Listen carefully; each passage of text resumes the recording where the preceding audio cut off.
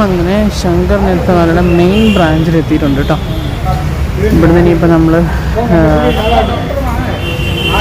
അകത്തേക്ക് പോകണം.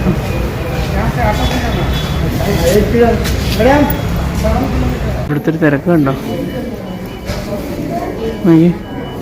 നമ്മൾ സബ് ബ്രാഞ്ചിൽ കണ്ടുപോലല്ലേ ഇവിടെ നല്ല തിരക്കുണ്ട് ഉണ്ടോ? അങ്ങേറ്റം മുതൽ ഇങ്ങേറ്റം മുതൽ ആൾക്കാരാണ്. സീറ്റ് കിട്ടാൻ നല്ല പാടാ, അത്രയും തിരക്കാണ് ഇവിടെ. എന്താല്ലേ, ഇതാണ് മെയിൻ ബ്രാഞ്ച് കേട്ടോ. ഇവിടെ ഇപ്പോൾ സമയം എടുത്താൽ നമുക്കൊന്നും പറയാൻ പറ്റുമെന്ന് എനിക്ക് തോന്നില്ല, ഇത്രയും ആൾക്കാരുണ്ട്.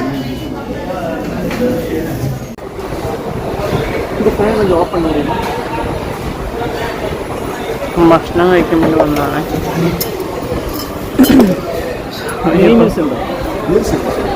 മിനി മീൽസ് ഇല്ല, 3:30. വേറെ തന്നെ ഇരിക്കും. ചപ്പാത്തി 3 മീൽസ് കൊടുക്കും. മിനി മീൽസ് വാട്ടർ ഒരു ബോട്ടിൽ, നോർമൽ വാട്ടർ വേണ്ട വേണ്ട വേണ്ട.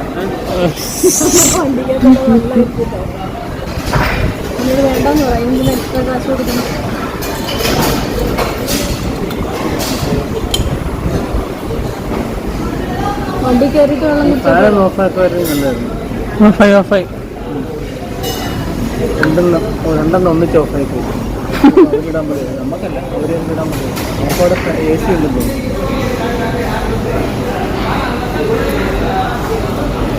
പറഞ്ഞു മീൽസ് പറഞ്ഞു.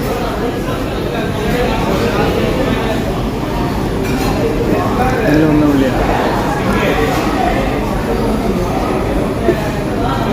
നല്ല വെള്ളമാമേ. വെള്ളം കുടിക്കില്ലെന്ന് എന്താ ഇവിടുത്തെ വെള്ളമൊന്നും വിശ്വസിച്ച് കുടിക്കാൻ പറ്റില്ല. എന്താ നല്ല വെള്ളമല്ലേ? കുടിക്കണ്ടേ മാറ്റി വെച്ചേക്കാം. ഇപ്പം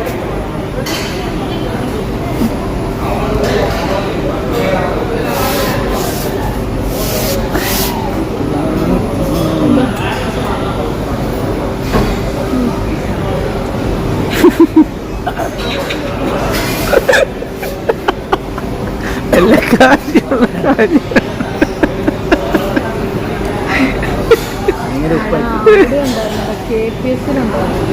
KPS എവിടെ?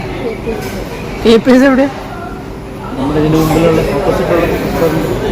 എന്നാ അമ്മ എന്നിട്ട് ഇപ്പോഴാണോ പറയുന്നത്?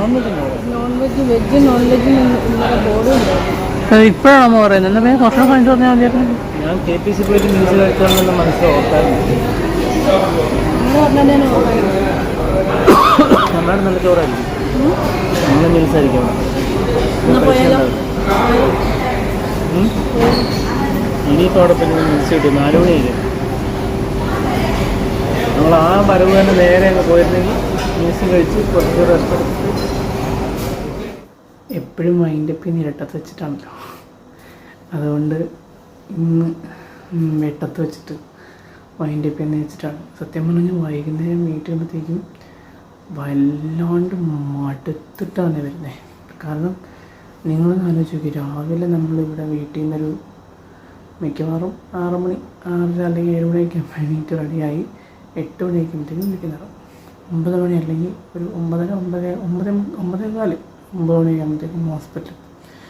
അവിടുന്ന് ഒരു ആക്ടിവിറ്റി ഇല്ലാതെ ഇരിപ്പ് ഇരുന്നിരുന്ന് നമ്മളൊരു വഴിയാവും.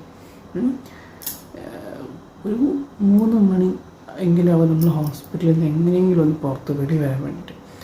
അങ്ങനെ വെളിയിൽ വന്ന് ഭക്ഷണം കഴിച്ച് വീട്ടിലെത്തി കഴിഞ്ഞാൽ പിന്നെ നമ്മൾ കിടക്കും. അത് അതേപോലെ ടയർഡ് ആവുകയാണേ.